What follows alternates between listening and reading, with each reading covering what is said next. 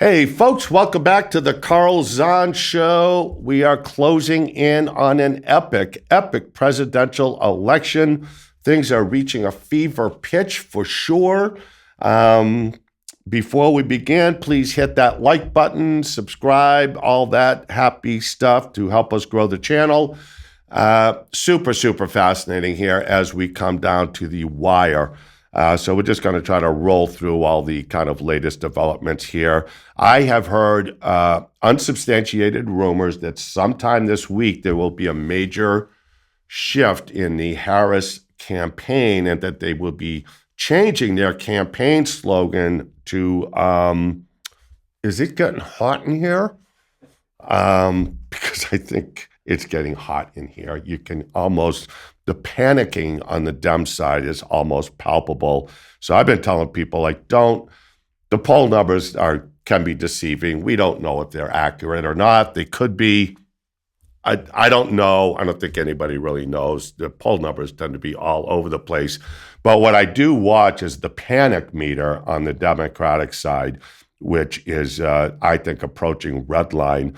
One of the first clues to that is, a week or two ago in the wake of Hurricane Helene and all the damage in the Carolinas and those 6 states, southern states that were hit so hard, the lack of governmental response and FEMA, and, that's documented. There was really no response by FEMA, and it's just starting to happen now, 2 weeks in. So people were surmising that, the government doesn't care about these people because they're red states, they're mostly Trump supporters, and, there may be an element of truth to that. I think it's just an inept government bureaucracy. But then Mayorkas came out and said, we're out of FEMA money because we spent $1 billion in the last 3 years housing illegal immigrants with FEMA money. So that doesn't make sense because that's not an emergency. And if it is, it's a created emergency. So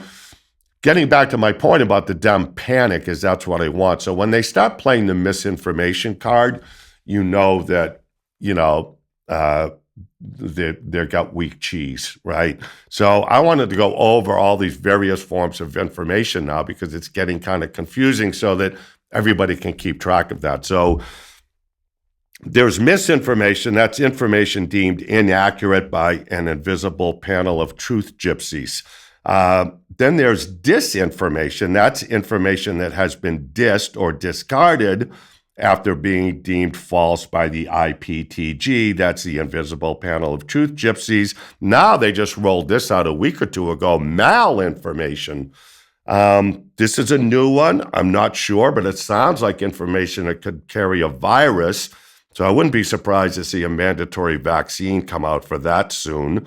And then there's trans information. This is information that may be factual, but now identifies as false. And then there's trans LGBTQ information. That's information that may be false, but now identifies as factual. And now non-binary information that is fluid and can swish back and forth between true and false. And then, of course, there's the good old traditional information. That's just information that you read or see in a newspaper or read online or comes up in a conversation, and you make your own decision as to whether or not it's valid. So those are all the various sources of information we have now, rapidly expanding, and there could be a quiz on this on next week's show. So I hope you took notes on that.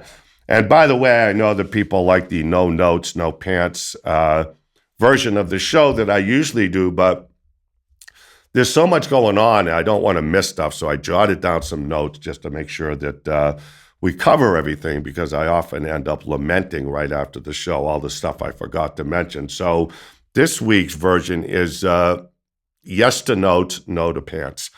Here's another interesting story that I haven't heard on any of the mainstream media or big networks, and it kind of surprises me. So it's a little bit off topic for politics and presidential election, but TD Bank last week, one of the biggest banks in the country for sure, made history as the first U.S. bank to plead guilty to money laundering conspiracy.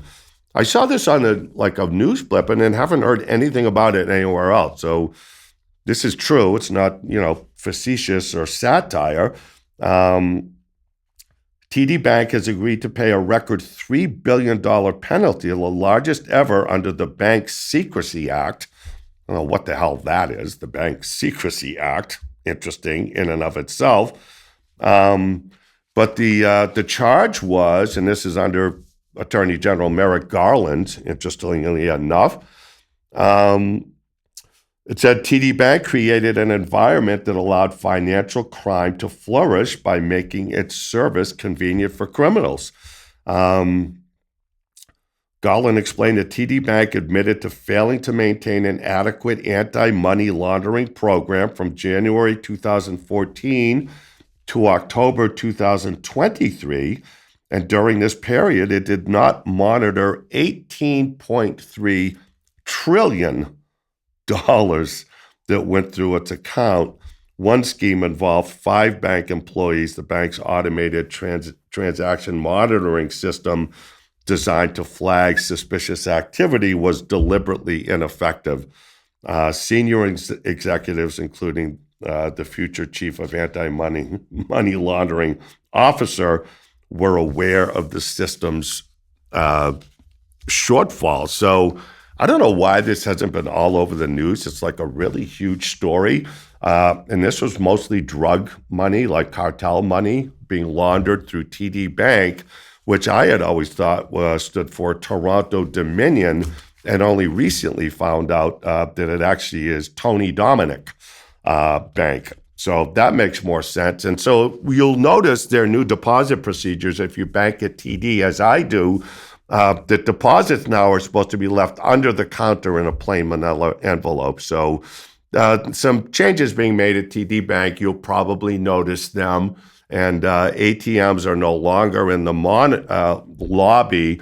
The ATMs will be replaced by an Italian guy standing outside the bank with a fedora and pinstripe suit, and you will make your deposits and withdrawals through him. So Tony Dominic Bank in big trouble for somehow missing $18.3 trillion in money laundering over the last 10 years. What can I tell you? So back to politics, fascinating stuff go on. Like I said, the Dems are panicking. They're doing everything they can. They put out a video a few days ago of Tim Walz going hunting, and it was an epic disaster. You've probably seen the video now. He couldn't load the gun. He didn't know what he was doing. He was trying to load it with the wrong ammo. I mean, it's just amazing to blow his own head off. There's footage of him there, like they're calling him Elmer Fudd now, but it's actually worse than that. Fumbling around with his shotgun trying to get it loaded. It's like so pathetic because, of course, he's never been hunting before in his life. He's an idiot. And his wife, by the way, Mrs. Walz, wow. I mean, the more I see of this woman, man, she's frightening. She really is. She's the type of woman that if you met her in a dark alley at night, it would just send chills down my spine. She seems to be someone who's hiding a lot of baggage. If you remember, she's the one that said she liked to leave the windows open during the BLM riots because she liked the smell of burning rubber. And I don't know, I'm beginning to wonder more and more if that burning rubber smell wasn't coming from her husband's, coming out his ears or something. It's like, man, they are a strange, freaky couple. Let's just be honest. There's something going on there. Moving on with Trump was just fascinating. So Kamala Harris went on this big, as everyone has heard now, her big week-long or week and a half long tour. She's going to do all these interviews. And where does she go? To some creepy podcast called Call Me Daddy or something like that. It's a moderately pornographic podcast. So she went there. She went on with Howard Stern, who, and I used to like Howard Stern in terms of interviews and stuff. I always thought he was a very good interviewer. He used to get people to really open up and do stuff. So, say I was a Howard Stern fan, but I used to listen to him a lot. He's a pretty fascinating guy. He has become just a nervous Democratic freak in the wake of COVID. Full-blown libtard now. So Harris goes on Howard Stern, Call Me Daddy. She goes on Stephen Colbert and drinks a Miller High Life, hooray. And then, worst of all, she goes on The View, and I think Sunny Hostin, or whatever her name is, asks her, is there anything you would do different than Joe Biden? And miraculously, she says she can't think of anything. Keep in mind that her entire campaign since she got anointed for this position has been to distance herself and separate herself from the Biden policies, because otherwise her whole notion of, turning a new page, a new day, unburdened by what has been all that BS is all premised on the fact that she hasn't been in office for like 1,400 days. She's been there for 4 years. And then she comes out on The View and basically says, yeah, I wouldn't do anything different than Joe Biden. I mean, it's just amazing to me, the shallow intellect of these people and how nobody wants to just account for that. It's at some point, it's inescapable. Joe Biden, I've always said, moderate intellect, in my opinion. Show me otherwise. What interests and accomplishments does Joe Biden have outside of politics for the last 45 or 50 years, right? I mean, Trump at least golfs. He's a businessman. He's a real estate developer. He's built these fantastic, resorts and golf courses all over the world, done these amazing renovations to old, architecturally unique buildings. The old post office in Washington, D.C. comes to mind. He's an accomplished guy, had a TV show, The Apprentice, which was a huge success. I never watched it, but was a huge commercial success in the world of entertainment. And you look at like someone like Kamala Harris and Joe Biden, and you go, what else have you done in the last 40 or 45 years other than climb the political ladder and using all the torrid examples of a political machine operative that goes along with that, which is usury, using people, discarding people along the way. And but if you look at their lives outside of that, you don't see any other interest that, most of us have that round a person out. They don't have that because there isn't that. Their entire life has been about this political machine, which I think says a lot about a person to begin with. So the other fascinating thing was Trump, J.D. Vance out just hammering it, rally after rally after rally. Saw Trump at Coachella, California a couple days ago. Just epic. This is California, a state where Republicans have not even bothered to campaign since probably Reagan. I mean, let's be honest, they just don't bother in California with good reason, and New York the same way. Trump does this rally in Coachella, California that was just incredible. Tens of thousands of people, and I saw a YouTube video of like people lining the streets just waiting for his motorcade to go by. So these are people above and beyond who went to the rally. They're waiting to see him go by, drive by. It is literally miles and miles and miles long, both sides of the street, people with their flags, and also, not coincidentally, having fun. People of all stripes, all colors, all shapes and sizes, just having fun. It is this whole Trump thing, honestly, and for me, I really was blessed to meet him way back in April 2015. I've really consider myself fortunate to have seen this journey unfold from literally day one. Absolutely epic and historic, and that won't go away. I am worried about his safety. Everyone has heard now there was a third assassination attempt. I don't know if I would call it an assassination attempt. I guess you could, but they found a guy trying to get into his rally in Coachella, I believe, with fake press passes, fake VIP passes. Apparently, the guy had a bag of guns, had a rifle, had handguns. He had several different fake licenses, several different fake passports, an unregistered vehicle, and fake license plate on his vehicle. And he actually got through the outer perimeter and did not make it through the interior perimeter, which is very tight, as I can tell you from my own experience when I worked on Trump's first campaign. I had staff access with placard or neck thing, and I also had a media pass at that time. And, we were able to get in and not stand in line and all that, but you didn't get by the Secret Service without a really, very, very thorough examination, let's call it. So he got through the outer perimeter, got closed off at the inside perimeter before getting in. So could you call that an assassination attempt? I suppose that's pretty clearly what he was there for and intending to do. But in any event, my point is that I do worry about Trump's safety as we get closer to this because the left is so maniacal about this. It's utterly insane. You're that terrified of Donald Trump and RFK Jr. and J.D. Vance, Tulsi Gabbard, Elon Musk. I mean, what is it exactly that you think these people are going to do if they win? It's a presidential election. We'll get through it.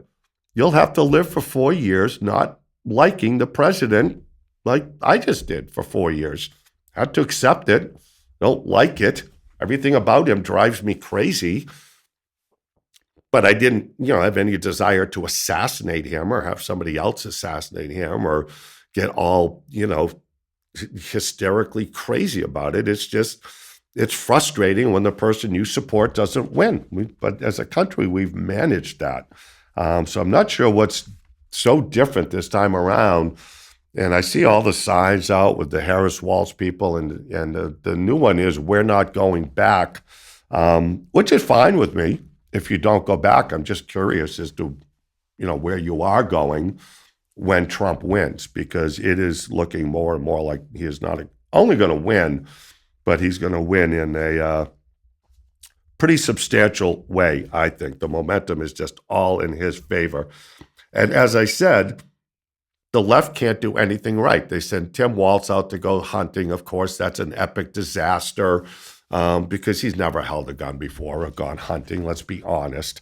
They sent him out as the average, I'm a football coach and high school teacher. But no, you can't, really hard to hide creepy. It just comes through no matter what you do. Same with Kamala Harris. And I think people are picking up on that. And as if things weren't bad enough, they send out Obama, and this is what I was saying earlier on about, never mind the polls, watch the panic meter. Excuse me, they sent out Barack Obama this few days ago to start scolding black men about not voting for Kamala Harris. And that was an epic disaster if you watch the response from a large majority of black men who are basically like, who are you to tell me who to vote for or what to think or what I need to do to remain black? As a black man, I have to bow to the altar of Barack Obama, this, diminutive stick figure who's amassed millions of dollars and saunters his way up from their $15 million palace on Martha's Vineyard to tell the rest of black America how to vote. I'm so glad I really am so glad that so many of the African-American community and black men push back on that, as you should. It's so nauseating. Look, Obama's a very good speaker. He's slick. That's one of the ways he won. Again, it wasn't on merit. Barack Obama had no CV or past history that would have qualified him to be president of the United States. He was a short-term senator from Chicago who voted present on every vote that was there. So you're in the House, you have 3 buttons, believe it or not, yes, no, and present. It's like ridiculous. So when you vote, you're either yay or nay or present, which I guess means I'm here with a pulse. He voted every time present. So that always struck me even back then of what a tell that was on his lack of leadership. Like, you can't be a leader if you're not going to make unpopular decisions. Can't be a leader without having a yes or no on substantial policy decisions. And to say, hey, I was here, but I didn't have an opinion, that was always a big tell for me with Barack Obama, and talked about it ad nauseum back then on the radio. But nonetheless, he won because he is a very good speaker. As Joe Biden himself said back then, he's a young, clean black man. Joe Biden circa 1995 or what, once an idiot, always an idiot. It's just unbelievable. Such a young, clean black man. Oh, thanks, Joe. Fantastic. A friggin' genius. So anyways, Barack Obama won, but he comes out now with this kind of, and he's always been a little condescending in his speeches. We all remember the famous speech in Pennsylvania where he said, middle-class voters clinging to their guns and their Bibles, and more recently, literally clinging to their guns and their Bibles as huge floods tried to wash them away. And out comes Barack Obama with this really pompous, asinine lecture to black men about, and the facial expressions were like, it was like a father scolding an 11-year-old child, honestly, who had drawn on the wall with crayons. He literally had that demeanor and that face. He looked at these black people, not too happy with you. Like, fuck yourself. So anyways, and I'm glad that, pardon my French, but I'm glad that such a large segment of black men in the African community are onto his game. They never did anything for the African-American community or any other American, right? Did Barack Obama ever do anything for the Chicago violence, the terrible neighborhoods, the drug plague, the fatherless homes? Did he ever do anything? No. Goes back to when Trump ran that first time, and I've talked about it on the show, what a brilliant and bold line that was when Donald Trump said to the African-American community at large, what do you got to lose by trying me? And thank God a lot of them gave Trump a try, and even more are going to do that this time around.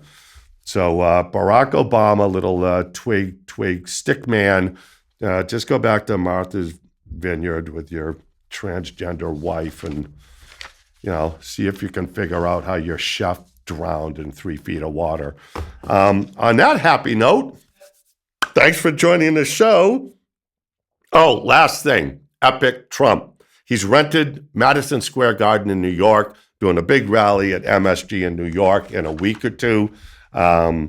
This is what I'm doing with notes and no pants this week because I didn't want to miss that. Again, epic. Republicans don't even bother with New York. They don't go to New York. Trump staring into the skid, dry humping the political third rail, as I've always said that Trump is famous for doing, renting Madison Square Garden in New York City for a big rally. That is going to be epic. Watch that one.